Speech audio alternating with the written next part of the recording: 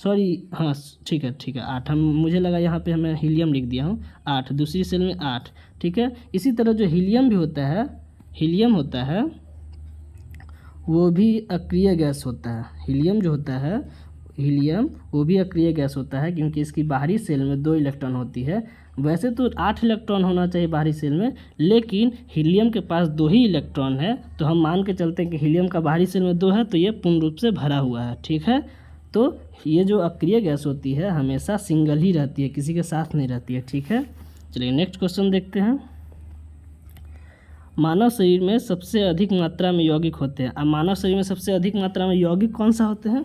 तो मानव शरीर में प्रोटीन सबसे ज़्यादा होती है, ठीक है। चलिए नेक्स्ट क्वेश्चन देखते हैं। निम्न में से कौन सा मिश्रण है? अब मिश्रण को कैसे पहचानेंगे?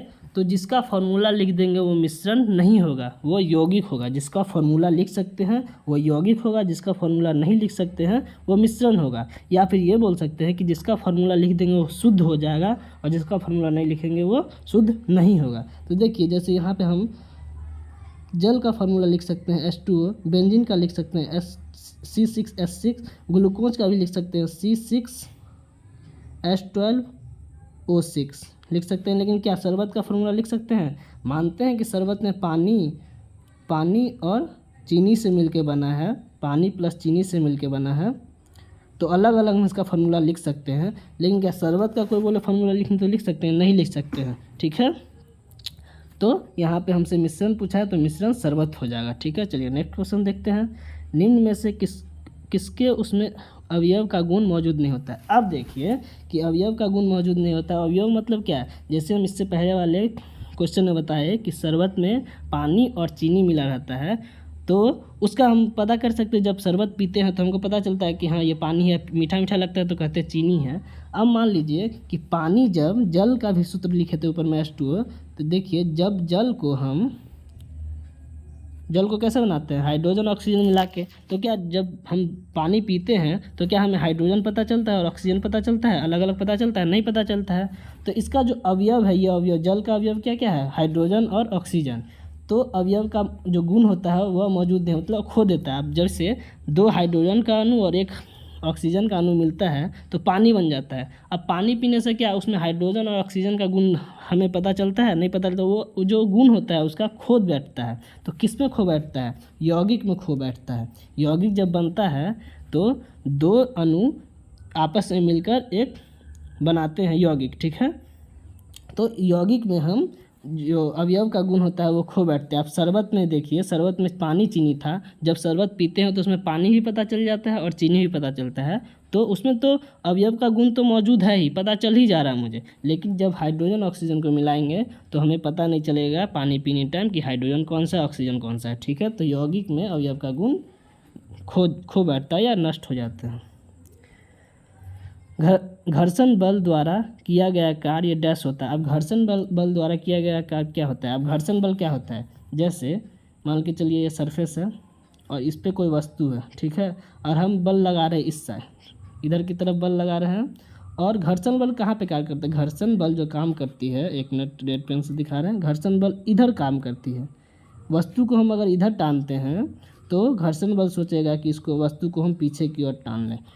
तो वो जो घर्षण बल होती है हमेशा अपोजिट डायरेक्शन में काम करती है, यानी ऋणात्मक, हमेशा विपरीत काम करती है। हम इधर की ओर टानेंगे तो घर्षण बल सोचा है कि हम इधर की ओर टान ले, तो हमेशा ऋणात्मक काम करती है, ठीक है। चलिए नेक्स्ट क्वेश्चन देखते हैं। उष्णता हीट से संबंधित भौतिक विज्ञान की शाखा को क्या कहते हैं? अब उष्णता मतलब हीट से संबंधित भौतिक विज्ञान को क्या कहेंगे? थर्मोडायनामिक्स कहेंगे, थर्मोडायनामिक्स कहेंगे, समझ गए। चलिए नेक्स्ट क्वेश्चन देखते हैं। सितारों में प्लाज्मा बनाने का कारण है, बनने का कारण है। अब सितारों में प्लाज्मा कैसे बनता है? तो हम लोग पढ़े होंगे कि पदार्थ का, वैसे तो 3 अवस्था पढ़ाया जाता है लेकिन होता है 5 अवस्था। तो जो चौथा अवस्था होता है प्लाज्मा होता है। प्लाज्मा ऐसे अवस्था होता है जिसमें तापमान बहुत ही ज़्यादा होता है, ठीक है, और इसमें 2 हाइड्रोजन मिलकर एक हीलियम का निर्माण करता है। तो किसके कारण होता है? प्लाज्मा बनने का कारण क्या होता है? उच्च तापमान, अधिक तापमान होता है। इसमें इतना तापमान होता है, ज़्यादा, बहुत ज़्यादा तापमान होता है, और इसमें 2 हाइड्रोजन मिलकर एक हीलियम का निर्माण करते हैं, ठीक है। चलिए नेक्स्ट क्वेश्चन देखते हैं। आधुनिक पेंसिल का आविष्कार पहले कहाँ हुआ था। अब जो आधुनिक पेंसिल देखते हैं उसका आविष्कार सबसे पहले यूरोप में हुआ था, ठीक है, सबसे पहले यूरोप में हुआ था, याद रखिएगा। चलिए नेक्स्ट क्वेश्चन देखते हैं। डैश एक शुद्ध पदार्थ है, और हम इस कुछ क्वेश्चन पहले ही बताए थे, शुद्ध पदार्थ किसको बोल सकते हैं, यौगिक को शुद्ध पदार्थ बोल सकते हैं, ठीक है। तो इसमें देखिए यौगिक कौन सा है, चीनी का घोल, इसका कोई सूत्र लिख सकते हैं। शुद्ध पदार्थ किसको बोलेंगे, जिसका कुछ सूत्र लिख सकते हैं तो उसको शुद्ध पदार्थ बोलेंगे या यौगिक बोलेंगे। तो यहाँ देखिए क्या चीनी का घोल का सूत्र लिख सकते हैं, नहीं लिख सकते। चीनी का अलग लिख सकते हैं, पानी का अलग लिख सकते हैं, लेकिन चीनी का घोल का हम नहीं लिख सकते हैं। लेकिन देखिए मीथेन का हम लिख सकते हैं, CH4 होता है मीथेन का। दूध का भी नहीं लिख सकते हैं और वायु का भी नहीं लिख सकते हैं, ठीक है, लेकिन मीथेन का लिख सकते हैं। तो शुद्ध पदार्थ हो गया हमारा मीथेन, ठीक है। चलिए नेक्स्ट क्वेश्चन देखते हैं। प्राकृतिक में विद्युत धनात्मक होती है। अब प्राकृतिक में नहीं, प्रकृति में। अब देखिए प्रकृति में विद्युत धनात्मक बोलने का मतलब ये हो गया कि देखिए धातु, मान के चलिए हम सोडियम ले लिए एग्जाम्पल, इसका बाहरी सेल में कितना इलेक्ट्रॉन होता है, 2 8 इसका जो परमाणु संख्या होती है 11 होती है, तो इलेक्ट्रॉनिक विन्यास हो गया 2 8 है। क्लोरीन का कितना होता है, 2 8 7, इसका बाहरी सेल में 7 हो गया, इसका बाहरी सेल में 7 हो गया। तो सोडियम सोचेगा कि कैसे भी करके हमारा बाहरी सेल से 1 इलेक्ट्रॉन हट जाए, और क्लोरीन क्या सोचेगा कि हमारा कैसे भी करके 1 इलेक्ट्रॉन हमारे सेल में आ जाए, जिससे हमारे बाहरी सेल में 7 8 इलेक्ट्रॉन हो जाए और हम अस्थाई हो जाए। सोडियम भी वही चाहता है कि हम अस्थाई हो जाए, तो ये अपना सोचेगा कि एक इलेक्ट्रॉन त्याग कर दे, और ये सोचेगा 1 इलेक्ट्रॉन ग्रहण कर ले। जब इलेक्ट्रॉन का सोडियम त्याग करता है तो इससे पॉजिटिव चार्ज आ जाती है, और ये इलेक्ट्रॉन को क्लोरीन ले लेता है, इस पर निगेटिव चार्ज आ देती है। तो विद्युत धनात्मक कौन हो गया, ये सोडियम। क्लोरीन तो नहीं हुआ, सोडियम हुआ। तो सोडियम क्या है, धातु है, क्या धातु है, तो सोडियम जो होता है धातु होता है। तो धातु जो हमेशा होता है, धातु हमेशा इलेक्ट्रॉन को दान करता है, और अधातु जो होता है हमेशा इलेक्ट्रॉन को ग्रहण करता है। तो जो दान करता है वो धनात्मक होता है, और जो ग्रहण करता है वो ऋणात्मक होता है। तो दान कौन करता है, धातु, ठीक है। तो धातु हो गया हमारा प्रकृति में विद्युत धनात्मक होता है, ठीक है। चलिए नेक्स्ट क्वेश्चन देखते हैं। निम्न में से क्या अधातु का भौतिक गुण नहीं है। अब अधातु का भौतिक गुण नहीं पूछा गया है, ध्यान से पढ़िएगा क्वेश्चन कि नहीं पूछा गया है। तो हम पढ़ते हैं ऑप्शन को कि देखिए पहले हम दूसरा ऑप्शन पढ़ते हैं, आघातवर्धनता न होने और तन्यता। मतलब जो अधातु होता है उसमें आघातवर्धनता भी नहीं होती है और तन्यता भी नहीं होती है। क्या, जैसे अधातु का कोई एग्जांपल ले लेते हैं, जैसे कार्बन हो गया। कार्बन को क्या हम पीट कर चादर में बदल सकते हैं, नहीं बदल सकते हैं। क्या उसका हम तार बना सकते हैं, नहीं बना सकते। इसीलिए तो अधातु का तार नहीं होता है, ना उसका चादर होता है। लेकिन देखते होंगे कि धातु का चादर भी होता है, तार भी होता है। जैसे सोना को देख लीजिए, या फिर लोहा ही देख लीजिए, उसका सीट भी होता है, मतलब चादर भी होता है, और तार भी बना ही सकते हैं सोना का और लोहा का भी। लेकिन ये अधातु जो होता है उसका न तार बना सकते हैं न सीट बना सकते हैं। ये आघातवर्धनीय जो होता है ये सीट बनाने का गुण है, और जो तन्यता होता है वो तार बनाने का गुण है। तो अधातु में दोनों नहीं होता है, न तो आघातवर्धनीयता होता है और न ही तन्यता होता है। और इस ऊष्मा और विद्युत के कुचालक, हाँ सही बात है कि ऊष्मा और विद्युत का कुचालक होता है ये, ठीक है। ऊष्मा विद्युत का कुचालक होता है, इसमें से ऊष्मा भी प्रवाह नहीं कर सकता और न विद्युत। क्या हम कार्बन से होकर क्या विद्युत को प्रभावित कर सकते हैं, नहीं कर सकते। ये कुचालक होता है, ऊष्मा विद्युत दोनों का कुचालक होता है। और इसका गलनांक और कथनांक जो होता है निम्न होता है। ये इसमें बोला गया कि निम्न गलनांक और कथनांक, तो इसका गलनांक कथनांक जो निम्न नहीं होता है हाई होता है, ठीक है।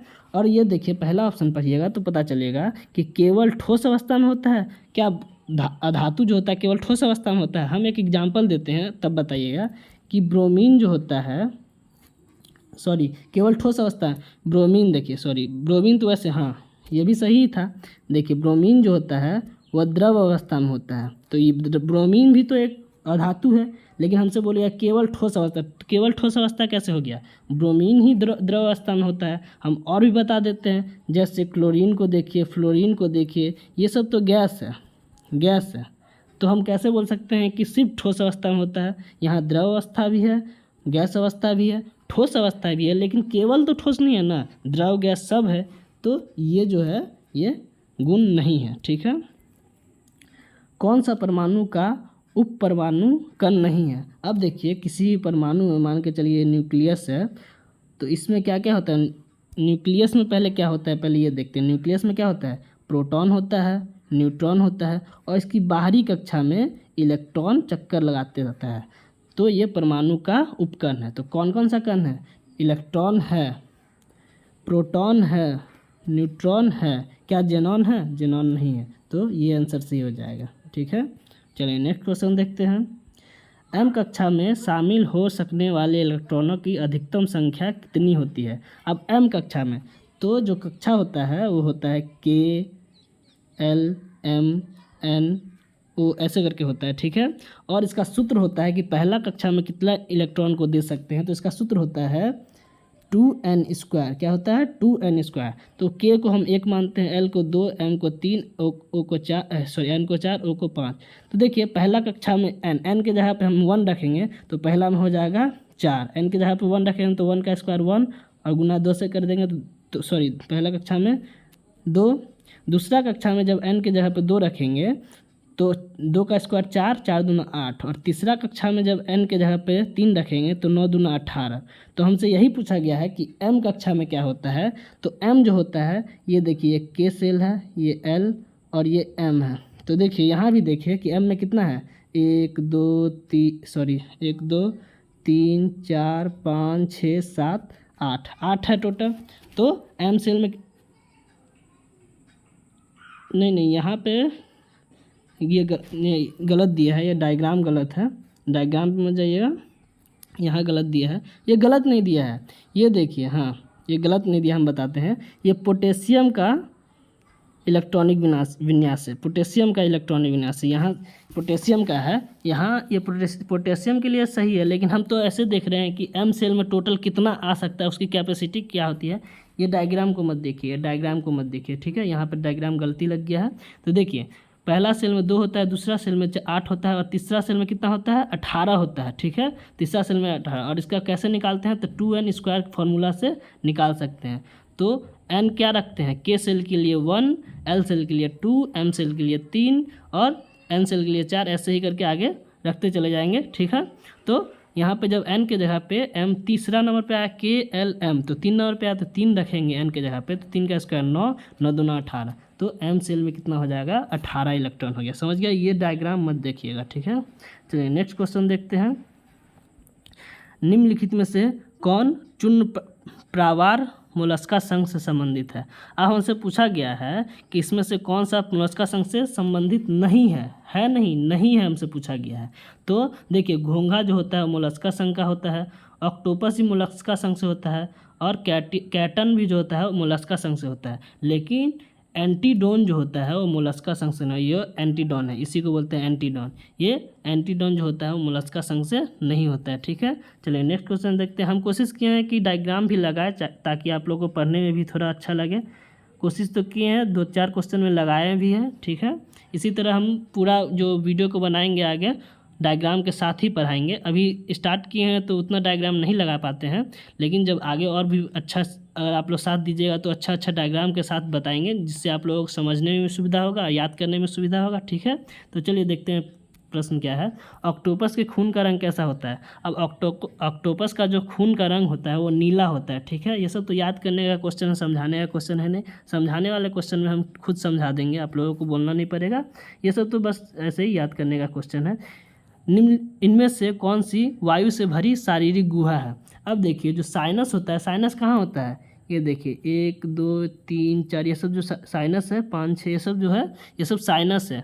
और ये हमारी जो होती है वो हवा से भरी हुई गुहा होती है शरीर में। ये जो होता है ये फ्रंटल साइनस, इथेमोइड साइनल, मिक्सलरी साइनस और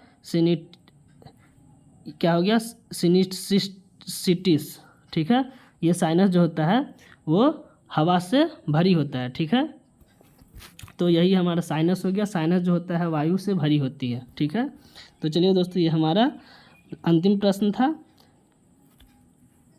दोस्तों यदि आप लोगों को वीडियो पसंद आई हो तो वीडियो को लाइक कर दीजिएगा, और यदि आप लोग इस चैनल पे नए हैं तो इस चैनल को सब्सक्राइब कर लीजिएगा और साथ में बेल आइकन को भी दबा दीजिएगा, जिससे इस चैनल से जुड़ी सारी अपडेट्स आपको मिल जाएगी। चलिए दोस्तों तब तक के लिए बाय बाय, फिर मिलते हैं अगले वीडियो में।